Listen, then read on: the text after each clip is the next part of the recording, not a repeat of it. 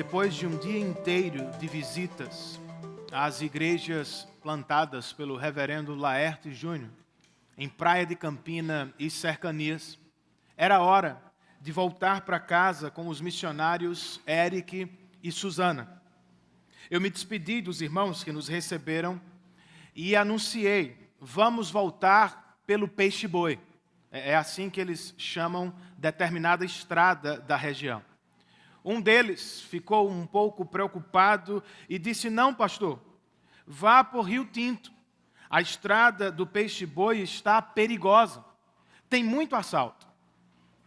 Não querendo tomar o caminho mais longo, eu perguntei, só por curiosidade: meu irmão, quantos assaltos recentemente?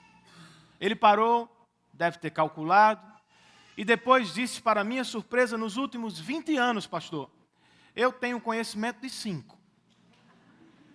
Eu pensei comigo mesmo, não é tão perigosa assim a estrada do Peixe-Boi. Muito menos para os missionários que estavam comigo, que vivem no Rio de Janeiro e trabalham nas comunidades mais perigosas do país.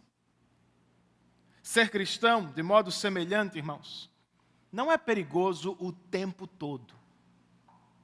No entanto, não podemos dizer que a igreja nunca corre perigo. Depois de passar por um tempo de paz e crescimento, a igreja de Atos, por exemplo, será outra vez alcançada pela perseguição aqui.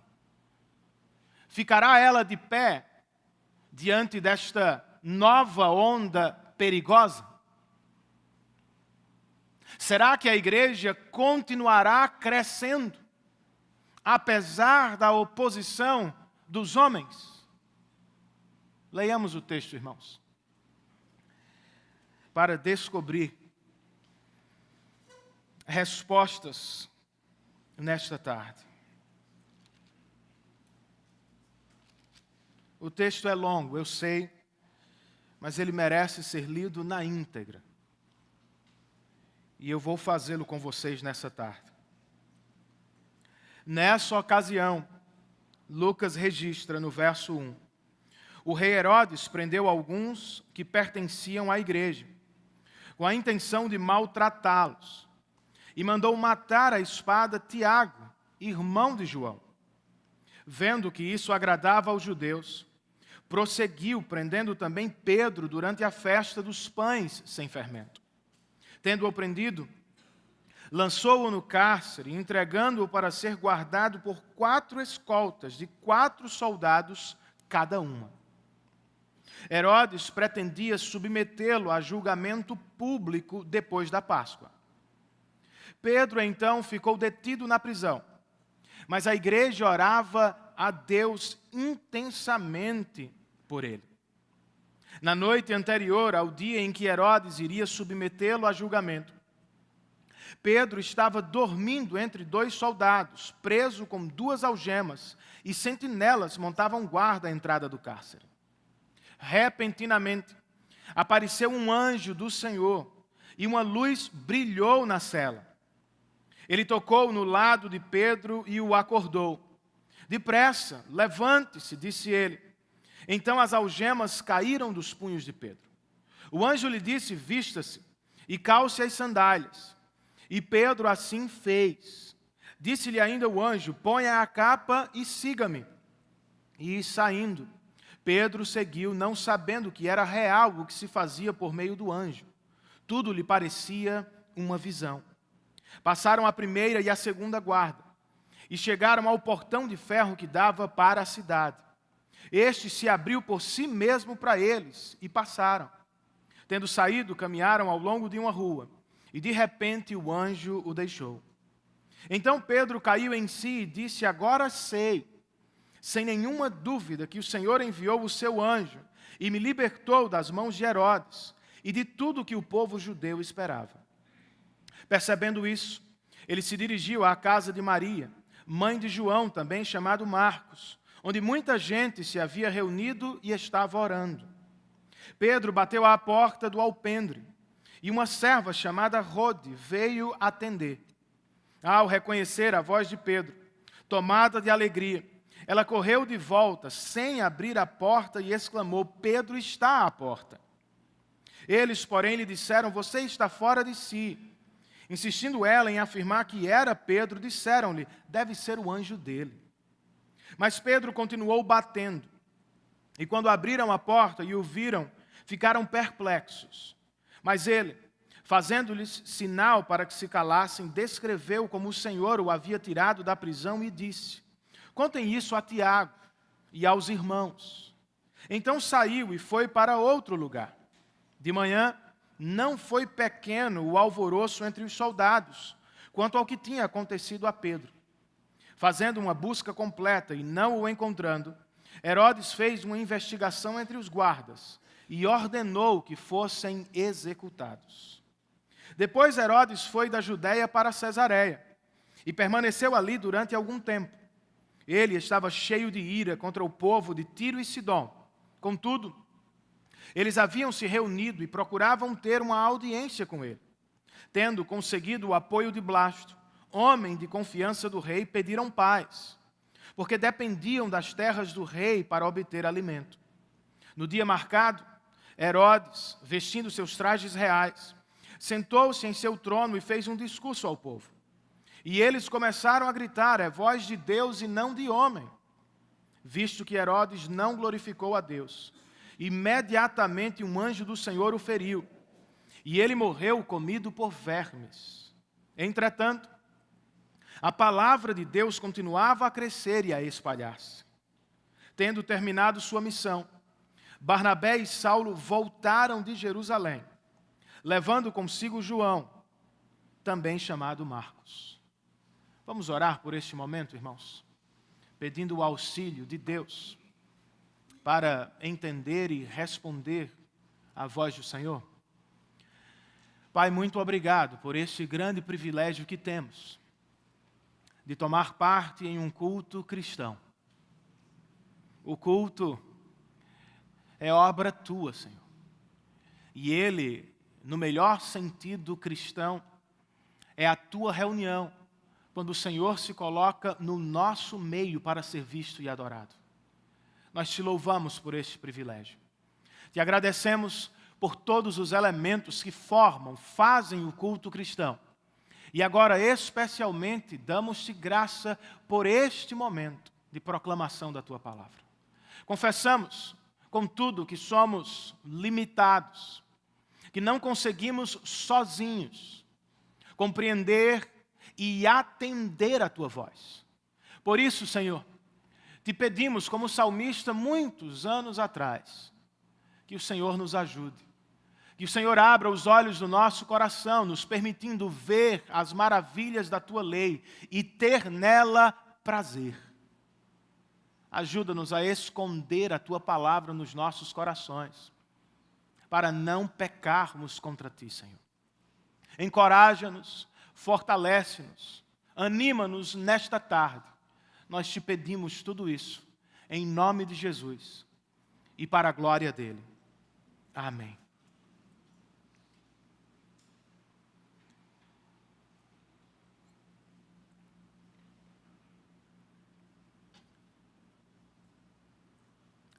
Lucas vem nos relatando uma conversão maravilhosa após a outra, irmãos. Ele começou com os 3.000 homens e mulheres de Jerusalém no dia de Pentecostes. Depois nos falou dos samaritanos, também do eunuco africano. Mencionou Saulo de Tarso, a conversão de Cornélio, o centurião romano. E por último, a multidão heterogênea de Antioquia. A palavra de Deus, como temos ouvido repetidamente, estava crescendo, se espalhando em círculos concêntricos cada vez maiores. A esta altura de sua narrativa, Lucas está para nos falar sobre o grande salto do crescimento da igreja, tratando de nos apresentar o que chamamos de as viagens missionárias de Paulo. Antes, porém, como um bom historiador que era, ele precisou registrar mais um revés. a morte de Tiago e a prisão de Pedro. Ambos apóstolos, líderes da igreja de Jerusalém. Os homens serão capazes mesmo de impedir o avanço do Evangelho? De fato, comenta o Dr. John Stott, em toda a história da igreja, o pêndulo tem sempre se movimentado entre expansão e oposição, entre crescimento e retração, entre avanço e retirada. Essa é a realidade. Por agora, não podemos mudá-la totalmente, irmãos.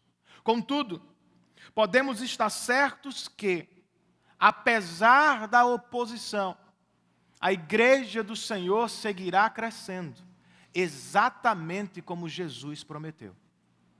A pergunta que fazemos então é como? Como a igreja do Senhor crescerá, apesar de todas as dificuldades que a cercam? Bem, à luz desta passagem bíblica, irmãos, a primeira verdade que precisamos lembrar nesta tarde é: a igreja sofrerá, ora mais, ora menos, com o poder ou por causa do poder do mundo. Diferentemente da primeira onda de perseguição, quando os membros comuns da igreja foram os que mais sofreram, os apóstolos é que agora se tornam alvos do poder de Herodes. Sem maiores explicações, somos informados nos versos 1 e 2 que nessa ocasião, ou seja, enquanto a igreja de Antioquia enviava uma oferta para a igreja de Jerusalém, duas igrejas que cresciam, o rei Herodes prendeu alguns que pertenciam à igreja, com a intenção de maltratá-los, e mandou matar à espada Tiago, irmão de João. Como bem nota um comentarista, Tiago foi o primeiro mártir do colégio apostólico. João seria o último a morrer. Mas com isso, diz o mesmo comentarista, cumprem-se as palavras de Jesus, quando ele disse a estes dois irmãos: vocês também beberão do meu cálice, também serão batizados com o meu sofrimento. Mas o que estava por trás das ações de Herodes? O que o movimentou para prender e perseguir a igreja a esta altura da narrativa de Lucas? Não me parece ter sido apenas para proteger o que se chamava então de a Pax Romana, irmãos. João Calvino, comentando o texto, diz: Herodes nem foi movido por zelo à lei de Moisés, pois ele também tinha alguma coisa de judeu na história, nem tampouco foi movido por ódio ao Evangelho de Cristo. Nas palavras de Calvino, Herodes foi movido por interesse político. É o que Lucas nos diz no verso de número 3, irmãos. O historiador registra: vendo que isso agradava aos judeus, seus eleitores, Herodes prosseguiu, prendendo também Pedro durante a festa dos pães sem fermento. E porque temia que Pedro escapasse, como já havia acontecido antes, o verso 4 nos diz que depois de prendê-lo e lançá-lo no cárcere, Herodes o entregou para ser guardado por 4 escoltas, de 4 soldados cada uma. Era só medo de perder Pedro, Renan? Não. Para mim também era estratégia política. É o que Lucas nos diz ao final do verso 4. Herodes pretendia submeter Pedro a julgamento público depois da Páscoa. Ou seja, de novo, querendo agradar os judeus. Herodes quer fazer da morte de Pedro um espetáculo para o povo. Eis, portanto, o poder que domina o mundo, irmãos. Este rei não está tão interessado na justiça, tanto quanto está interessado no prestígio dos homens. Não é assim que, por vezes, nós vivemos, dominados pelos poderes deste mundo. A propósito, o que move o seu coração? O que o domina por dentro e de verdade? É o apetite sexual insaciável? É a ambição desmedida pelo topo de sua carreira profissional? Ou será que é a visibilidade? O tal prestígio que você tanto quer perante as pessoas com quem vive? Seja o que for, meu amigo, tenha cuidado. Pois o poder do mundo pode levá-lo a prender, machucar e até matar as pessoas erradas. Por isso, se me permite aconselhá-lo biblicamente, eu digo: mate o poder do mundo no seu coração.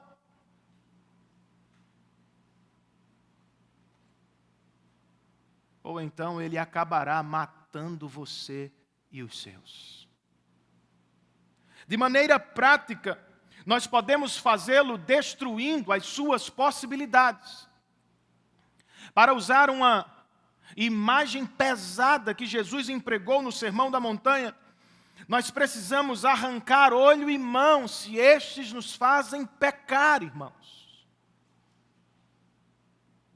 Em outras palavras, devemos viver como se não tivéssemos a possibilidade para pecar.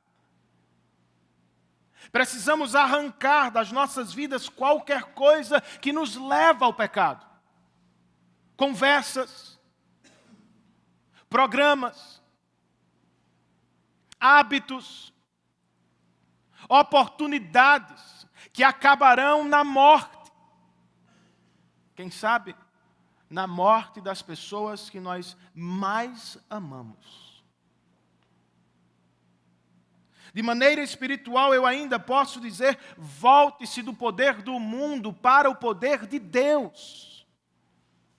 Escrevendo aos Romanos, o apóstolo Paulo nos diz que o Evangelho é o poder de Deus para a salvação de todo aquele que crê. Escrevendo aos Coríntios, e falando dos judeus que ambicionavam o poder dos sinais e maravilhas, Paulo nos diz: Cristo. Cristo é o poder de Deus. Voltar-se então dos poderes do mundo para o poder de Deus é simplesmente se voltar para Cristo. Ao fazê-lo, você encontrará todo o reconhecimento, toda a satisfação, toda a glória de que precisa. Não em si mesmo, obviamente.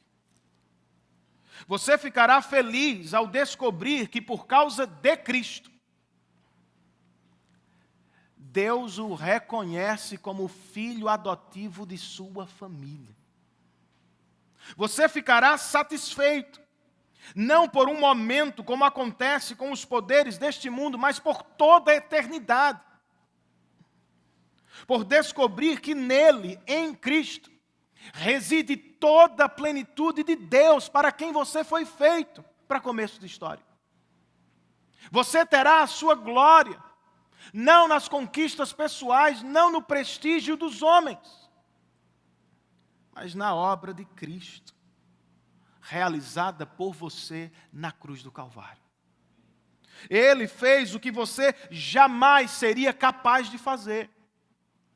Jesus se entregou diante de Deus como um sacrifício perfeito no seu lugar, a fim de, com poder, conquistá-lo, resgatá-lo da condenação eterna e entregar nas suas mãos salvação para o louvor de sua própria glória. Volte-se, meu amigo, dos poderes deste mundo para o poder de Deus revelado em Cristo. E se você é a pessoa presa da história, ou se você é a pessoa que sofre nas mãos de homens e mulheres poderosos neste mundo, lembre-se, Jesus nos avisou que seria assim, irmãos. Ele não falou apenas de Tiago e João. O Senhor falava de todos os cristãos quando disse: neste mundo vocês terão aflições. Escrevendo a Timóteo, mas falando de todo e qualquer cristão genuíno, Paulo registrou de fato: todos os que desejam viver piedosamente serão perseguidos por causa de Cristo. Não é novidade, irmãos. Sofrer em alguma medida por causa de Cristo é a regra para os cristãos. De uma maneira ou de outra, na sua família, no seu trabalho ou na faculdade. Porque vivemos sob as mãos de uma sociedade e governos não cristãos. É inevitável que soframos. Em algum momento, em alguma medida, sofreremos por Cristo se somos genuínos cristãos. Não sejamos ingênuos, então. Tenha bom ânimo. Tenhamos esperança, irmãos. Por quê? Porque há algo melhor que nos espera em outro mundo. A morte de Tiago, destaca certo autor, nos lembra que não temos aqui cidade permanente, irmãos, mas que buscamos aquela que há de vir. Por mais que cristãos não gostem, eles precisam se valer do sofrimento. O sofrimento é uma espécie de professor de Deus. Ele reorienta os nossos olhos deste para aquele mundo. Nas mãos do Espírito, o sofrimento é uma ferramenta de santificação. E à medida que Deus o usa, ou a usa, os nossos olhos são desviados deste para aquele. E pela graça de Deus, ainda que padecendo, irmãos, nós começamos a sentir os gozos da glória, mesmo nesta terra manchada pelo pecado. Ao mesmo tempo, enquanto sofremos e aguardamos por um mundo melhor, precisamos ter fé em Deus, irmãos. Precisamos confiar no Senhor, apesar das circunstâncias adversas. Comumente, quando diante de acontecimentos como a morte de Tiago, nós questionamos Deus. Por que, Senhor? Bem, foi o próprio Jesus quem chamou Tiago e investiu nele 3 anos e meio. Por que levá-lo agora? Ele era ainda tão jovem, poderia ser tão útil, tinha tantos dons, tantas habilidades. Por quê? Aparentemente, irmãos, algumas coisas não fazem sentido. Eu concordo. Mas não posso paralisar diante das minhas perguntas quando tenho a Deus. Mesmo não compreendendo tudo o que Ele escolhe fazer, eu sei, Ele é bom, perfeito, jamais erra com seus filhos. Sendo assim, antes de se permitir desesperar pelos acontecimentos da vida, leve a mão à boca e cale-se. Em vez de falar o que não deveria, concentre-se no que Ele mesmo já falou. Embora resolva não nos livrar de muitos sofrimentos da vida, Jesus prometeu, irmãos, estar ao nosso lado até o fim dos tempos. E como ouvi de um professor recentemente, diante das crises da vida, não podemos apenas sentir, muito ou pouco. Precisamos saber quem é o nosso Deus. De acordo com o salmista e a música que cantamos mais cedo, Deus é o nosso refúgio e a nossa fortaleza. Auxílio sempre presente em tempos de adversidade. Façamos o teste nessa tarde, irmãos. Corramos para Cristo. E vejamos se não vamos encontrar nele tudo o que precisamos em dias de adversidade. A igreja, irmãos queridos, certamente crescerá, mas no processo, como acabamos de ouvir, ela terá de sofrer com o poder do mundo. Esse, contudo, não é o único poder que conhecemos, irmãos. Nós também precisamos lembrar que enquanto luta em crescimento, a igreja sempre conta com o poder da oração. É a arma que temos, irmãos. Como se estivesse posicionando exércitos em dias de batalha. Lucas escreve o verso 5.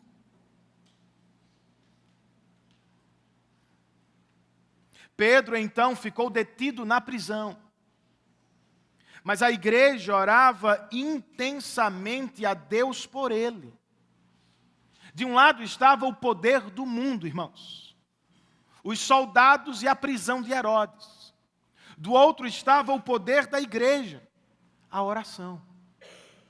É como coloca o Dr. John Stott, e eu o cito outra vez. A oração é a única arma daqueles que não têm poder no mundo. Mas será mesmo que Deus responde às nossas orações? Bem, enquanto a igreja orava na casa de um tal de João Marcos, vamos conhecê-lo melhor ao longo do caminho. E Pedro, curiosamente, dormia entre os soldados. Lucas registra no verso 7 que um anjo repentinamente apareceu e uma luz brilhou na cela de Pedro. Ele tocou no lado de Pedro e o acordou. Depressa, levante-se, disse ele. Então as algemas caíram dos punhos de Pedro. O anjo lhe disse, vista-se e calce as sandálias. E Pedro assim fez. Disse-lhe ainda o anjo, ponha a capa e siga-me. Verso 9, e saindo, Pedro seguiu, não sabendo que era real o que se fazia por meio do anjo. Pois tudo lhe parecia uma visão. Passaram a primeira e a segunda guarda e chegaram ao portão de ferro que dava para a cidade. Este se abriu por si mesmo para eles e passaram. Tendo saído, caminharam ao longo de uma rua e de repente o anjo o deixou.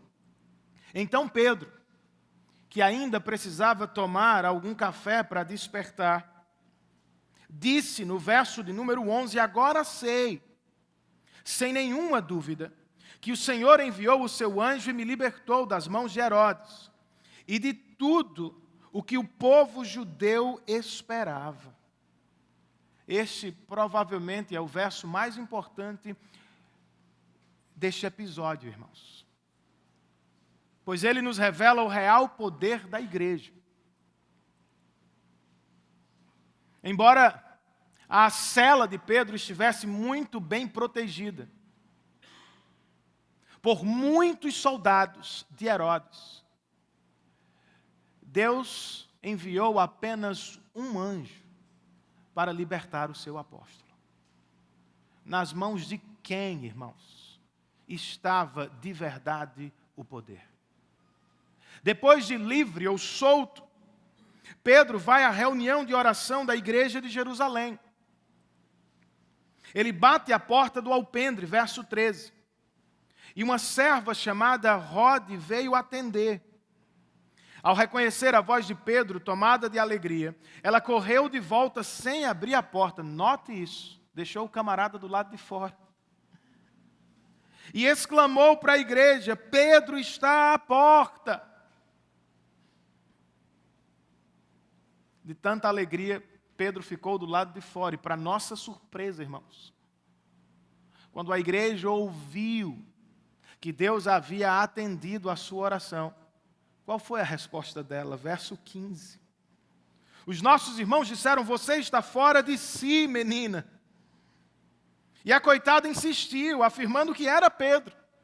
E eles tentaram silenciá-la, dizendo: é nada. Deve ser o anjo dele. Uma crença comum ou popular da época. Não é irônico e até cômico o que aconteceu na igreja de Jerusalém, irmãos? Para entrar, verso 16, Pedro continuou batendo. E quando abriram a porta, finalmente, e o viram, ficaram perplexos, como se não estivessem acreditando. Como assim? Não estavam eles orando exatamente por isso? Por que tamanha surpresa? Por que reagir assim? Qual foi a reação dos soldados, que também estavam presentes neste episódio? De acordo com Lucas, no verso 18, de manhã, não foi pequeno o alvoroço entre os soldados. Herodes, por sua vez, verso 29, fez uma investigação, ou melhor, 19, uma investigação entre os guardas e somente ordenou que fossem executados. É assim que você reage diante de algumas notícias do seu dia? Quem sabe no seu trabalho ou na sua família? Às vezes, por mais que não gostemos, também entramos em desespero como os soldados de Herodes. Também explodimos em raiva e fúria como o próprio Herodes. Mas e se orássemos, cristãos? Teríamos algum ganho? Reagiríamos de maneira diferente? Claro que sim, irmãos. Pois quem ora, à semelhança de Pedro, é capaz de dormir em meio às piores adversidades da vida. Não lhe é estranho, aos olhos dos homens, um de seus melhores amigos morreu na noite passada. Ele sabe, é o próximo. Mas em nenhum momento do texto você encontra Pedro tremendo de medo, ou entregando-se ao desespero. Por que não, irmãos? Muitos anos depois, o mesmo apóstolo escreveria: lancem sobre o Senhor toda a sua ansiedade. Por quê? Ele tem uma razão. Porque o Senhor tem cuidado de vocês. Esse é o retrato da sua vida cristã, meu irmão.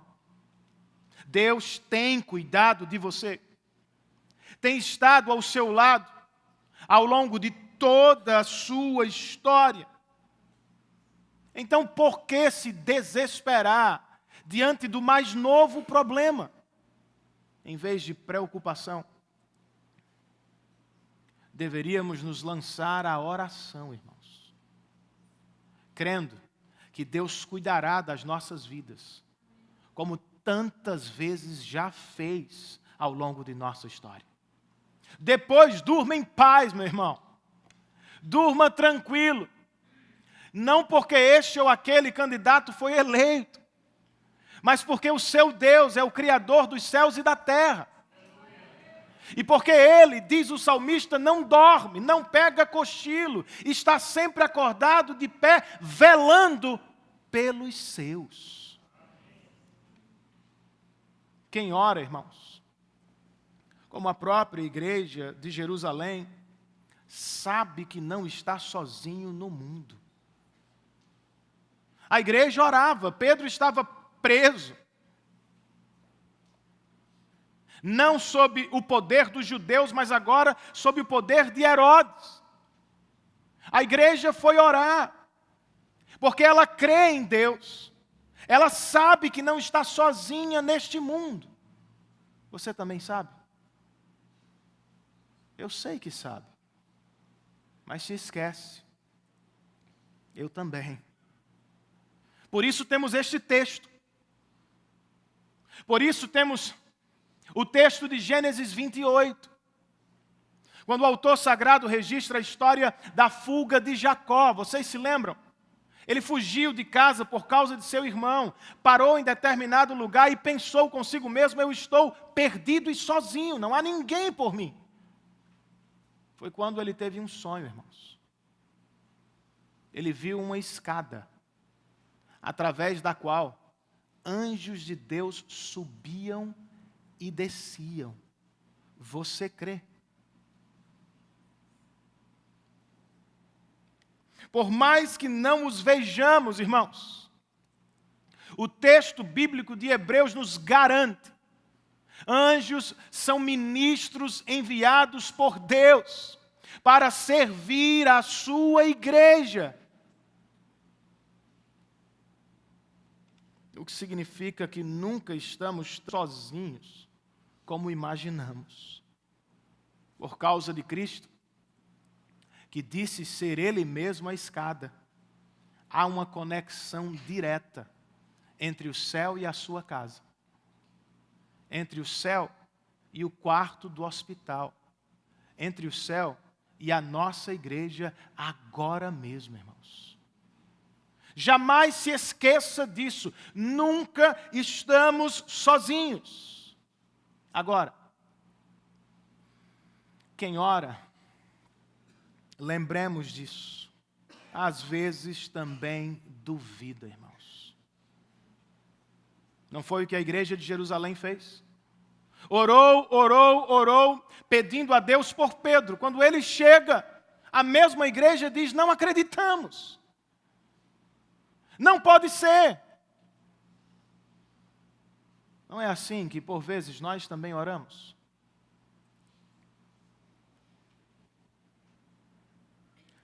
Oramos por uma cura, mas não acreditamos de verdade que ela vai acontecer. Oramos pela conversão de nossos parentes mais queridos, e às vezes quando eles se convertem, nós duvidamos. Pedimos a Deus por uma porta de emprego, quando ela se abre, nós não queremos entrar com medo. É como funciona. Nós somos assim. Este texto está aqui para nos ajudar, irmãos. Por um lado, o autor sagrado está dizendo: até os melhores cristãos falham. Eles duvidam às vezes. Por outro, ele está dizendo: o Deus dos cristãos não falha. Ele responde às nossas orações, mesmo quando duvidamos, irmãos. Agora, você quer uma ajuda prática? Quer melhorar a sua vida de oração privada? Quer ter mais fé na oração? Quer ter mais prazer na oração? Eu acho que a resposta prática deste texto, irmãos, é a oração corporativa da igreja. É um meio de graça que Deus nos deu. É um instrumento dele para nos abençoar, irmãos. Pois quando nos reunimos para orar com a igreja, nós somos encorajados pelo que ouvimos. Nós aprendemos pelo que ouvimos. Nós celebramos pelo que ouvimos. Por isso nós temos momentos de oração aos domingos. E por isso nós temos um dia por semana para orar como igreja, quarta-feira.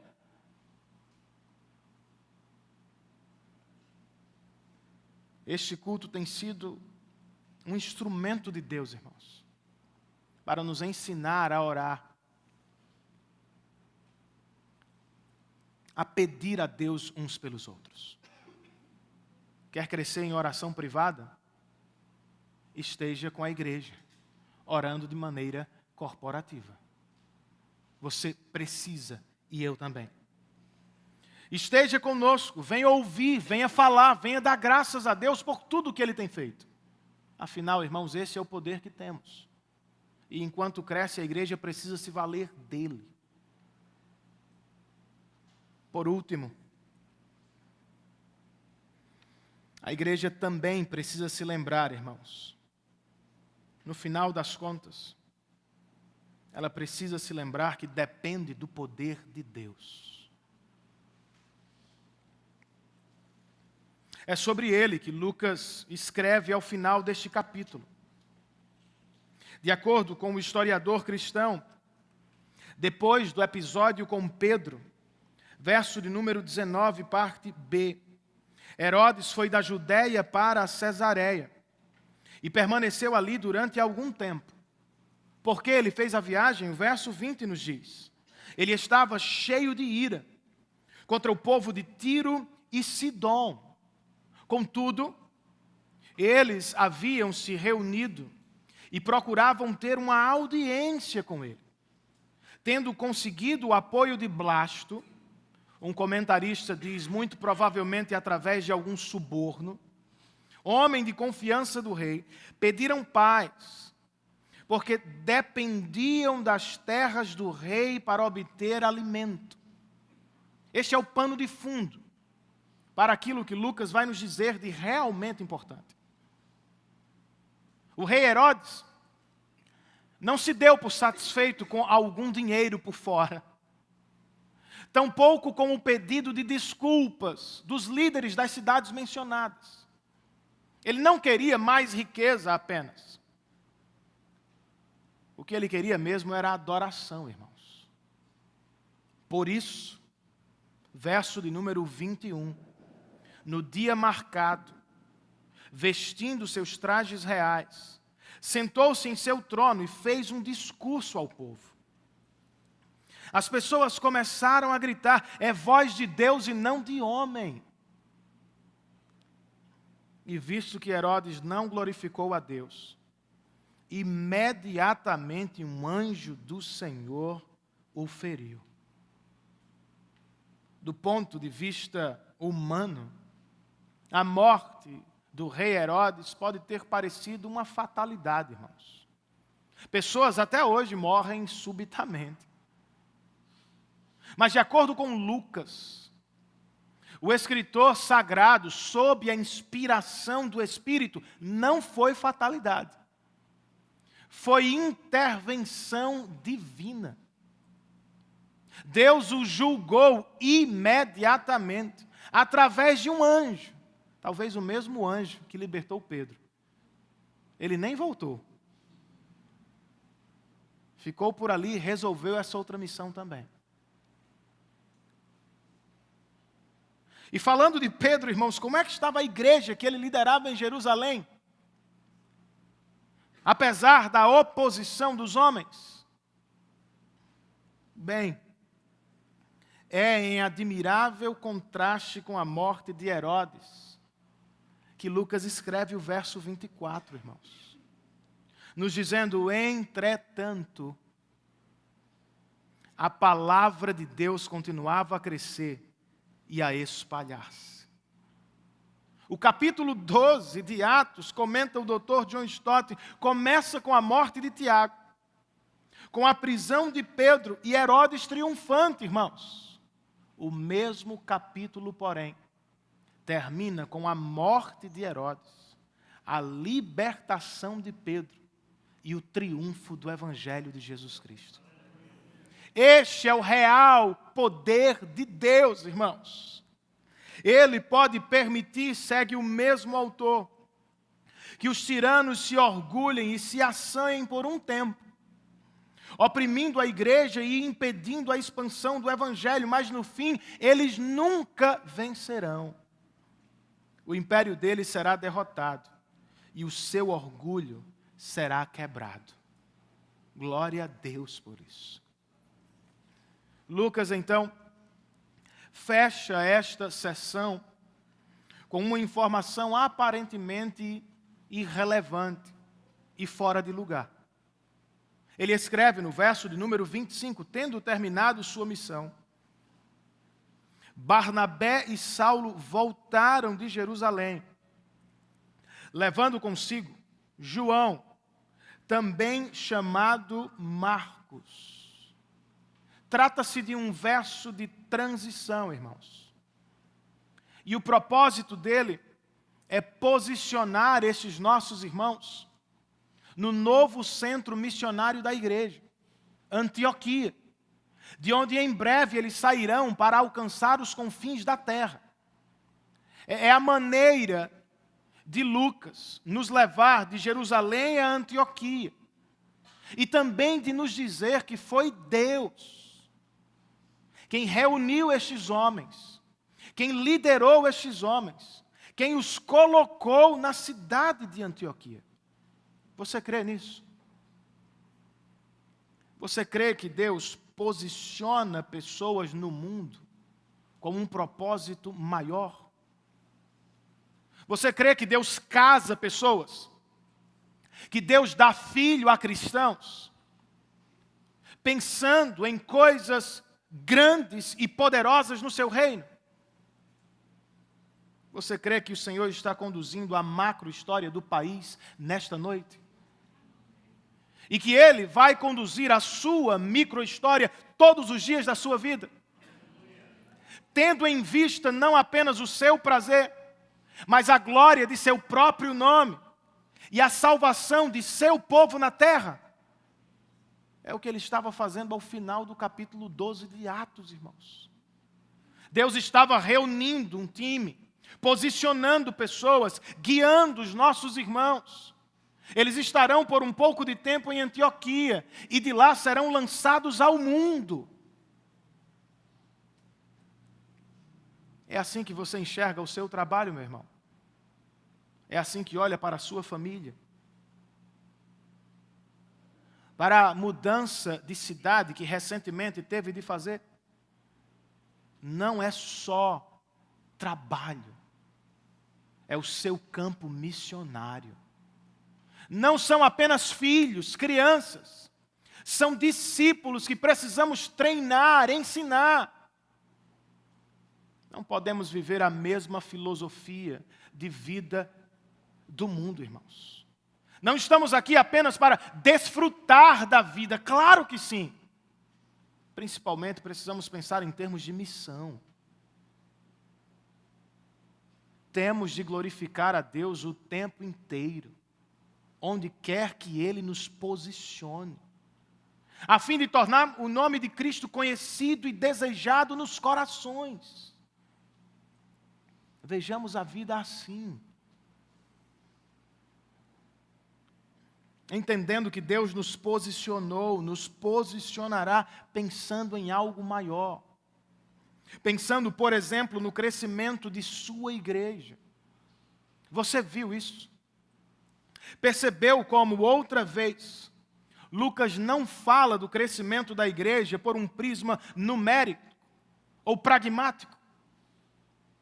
No capítulo 11, o historiador falou do crescimento da igreja, nos dizendo que até os gentios recebiam a palavra de Deus. Aqui, irmãos, falando do mesmo crescimento, Lucas nos diz que a palavra de Deus crescia e se multiplicava. O que significa que cristãos e palavra estão misturados. E que o crescimento da igreja é, na verdade, o crescimento da palavra. Como assim?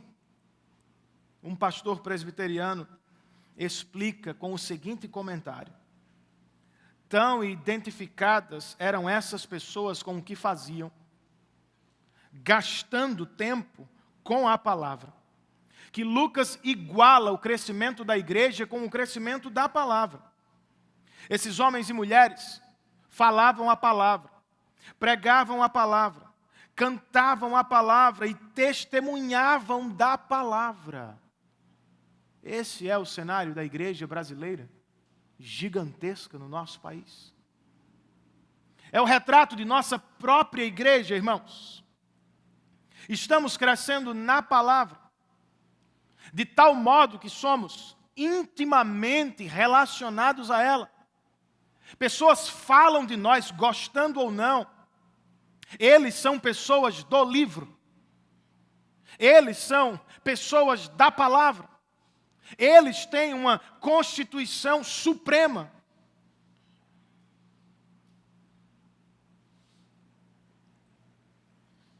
A questão, de novo, não é tanto o número de pessoas que temos nos cultos, irmãos. A questão realmente importante é: será que estas pessoas estão ouvindo a palavra de verdade? Cantando a palavra? Orando a palavra? Será que vão pregar a palavra amanhã? Será que vão viver à luz da palavra? Em suma, estamos crescendo espiritualmente de verdade? Ou estamos apenas enchendo os nossos prédios com gente? E ainda falando do crescimento da igreja, perceba neste texto a nossa segurança, irmãos. Ele destaca o progresso inevitável do Evangelho. Nem Saulo, o perseguidor, nem a liderança religiosa judaica, nem a dinastia do próprio Herodes, nem qualquer outra autoridade poderá interromper o avanço do reino de Deus no mundo, irmãos. A história da igreja é a história do Evangelho triunfante de Cristo Jesus. Tiago morreu, eu sei. Pedro foi preso, eu sei. Mas Lucas conclui: a palavra continua crescendo. Será assim, meu irmão, para a glória de Deus. Apesar de governos totalitários e anticristãos, apesar de ideologias, de homens e ataques do próprio diabo, que cremos que existe, é real, a igreja do Senhor Jesus Cristo vai crescer, irmãos. Foi Ele mesmo quem nos disse: as portas do inferno não prevalecerão contra a minha igreja. Você crê?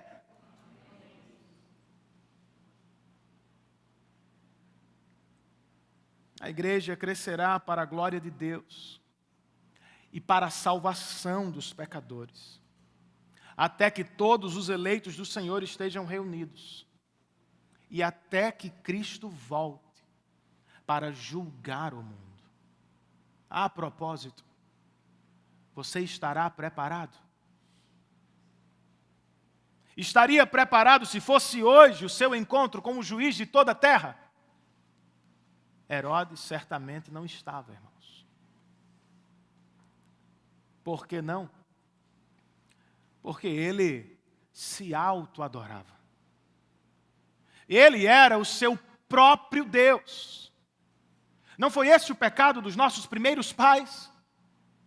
Não desejaram também Adão e Eva ser como Deus? A autoadoração não é o seu pecado, meu irmão.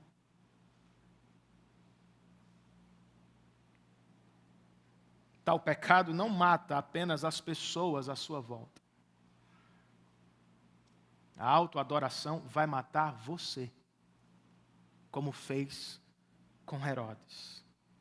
Mais cedo ou mais tarde, por mais que os homens modernos detestem a ideia, Deus vai julgar os pecadores, irmãos. E por seus próprios pecados vai condená-los ao inferno.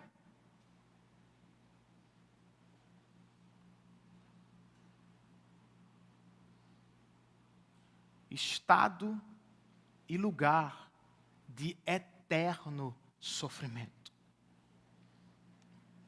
E por mais que você planeje viver 80 anos e tenha o melhor plano de saúde do Brasil, todo o dinheiro do mundo, você não tem como saber se morrerá hoje ou em 30 anos. Pode ser hoje. Pode ser amanhã. Você também pode morrer subitamente, como o rei da Judeia. Logo, a coisa mais importante do seu dia não é a eleição presidencial. A coisa mais importante da sua vida é escapar do juízo perfeito de Deus. contra quem você tem deliberadamente pecado desde o primeiro dia de existência. E sendo bem sincero, você não vai conseguir escapar. Você não tem em si mesmo o que é necessário. Nós não podemos reparar os danos que cometemos contra Deus. Estamos fritos mesmo. Sozinhos.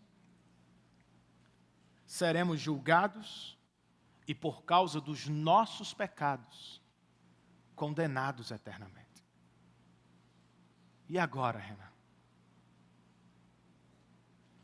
Não se desespere,